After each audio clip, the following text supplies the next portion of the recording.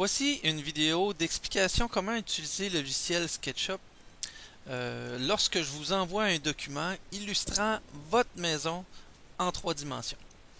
Donc, vous allez recevoir un document de ce type-là, SketchUp. La première chose à faire, c'est de télécharger le logiciel gratuit si vous ne l'avez pas. SketchUp, ça s'écrit comme ketchup, mais avec un S devant, donc SketchUp. Le logiciel est parfaitement gratuit à l'utilisation et pour visualiser, c'est pas un logiciel qui est très lourd. Donc moi, je vais vous donner automatiquement avec la conception d'un plan de maison sur mesure et au cas par cas, lors de projets de rénovation, je vais aussi vous donner l'animation. Dans certains cas, je vais aussi vous donner l'animation comme ça, le document monté en volumétrie sur SketchUp. Donc vous voyez que la qualité du rendu est suffisante pour voir la volumétrie, voir des textures, voir les ombrages du soleil, sans nécessairement aller avec une animation, avec un rendu programmé avec un très grand réalisme.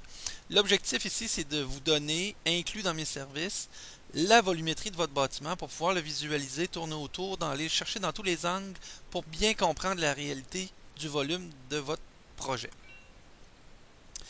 Donc, lorsque vous allez ouvrir le document, c'est ce que vous allez voir. Votre souris va pouvoir bouger ainsi et il s'agit d'appuyer sur la roulette et de bouger la souris pour modifier l'angle de vue de votre bâtiment. Vous relâchez le bouton et puis vous réappuyez, vous pouvez continuer où vous étiez rendu.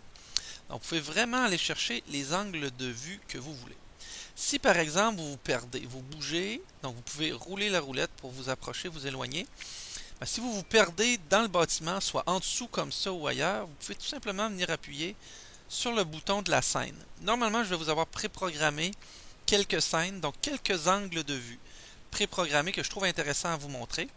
Et vous allez pouvoir naviguer d'une scène à l'autre facilement par vous-même en ayant tout simplement appuyé sur la scène suivante. Vous voyez que parfois les numéros ne suivent pas, c'est tout simplement parce que j'ai programmé, j'ai rajouté une scène entre deux.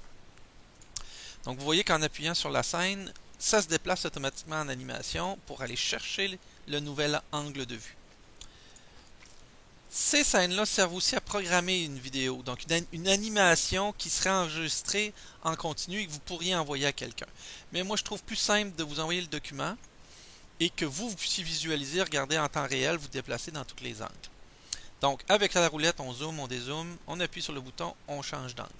Si on veut faire un mouvement latéral, vous voyez que le mouvement se fait sur un axe central. On tourne autour en déplaçant la roulette. Donc, si on veut se déplacer, ce qu'il faut faire, c'est appuyer sur la touche contrôle ou la flèche vers le haut, puis on appuie sur le bouton de la roulette. Et là, vous voyez une petite main qui apparaît et vous pouvez, à ce moment-là, faire une translation, donc un mouvement latéral ou de haut en bas en ligne droite, donc pour vous replacer, centrer l'axe autour duquel vous allez pouvoir tourner par la suite. Donc, je peux revenir à ma scène en appuyant avec un angle de vue de base, en appuyant sur le numéro de la scène. En haut, les contrôles les plus simples que je vais vous apprendre, c'est le bouton ici qui fait apparaître et disparaître l'ombrage. L'ombrage, ça vous permet de voir quelles vont être les projections du soleil avec le concept que je vous fais en fonction du mois et de l'heure du jour. Donc vous allez voir que même en temps réel, si on déplace l'heure du jour ici, la projection de l'ombrage va se déplacer. Donc c'est très simple à faire. Vous le relâchez et il va conserver. Mais lorsque vous allez appuyer sur la scène, bien souvent, l'ombrage est programmé aussi en fonction de la scène. Si je ne me trompe pas, ben je me trompe ici. Bon, c'est pas grave, tant mieux. Vous pouvez jouer avec la fonction ici, donc à votre gré en fonction de l'heure du jour que vous voulez regarder.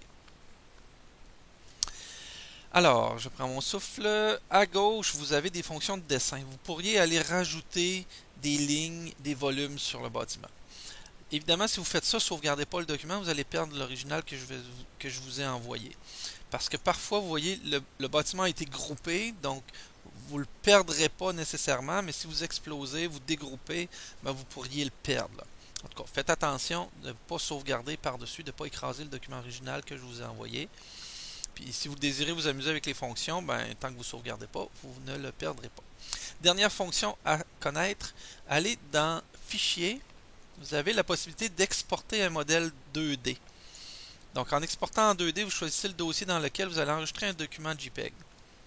Donc, ça va vous permettre d'expédier ou d'envoyer une photo à un ami, de le mettre sur Facebook.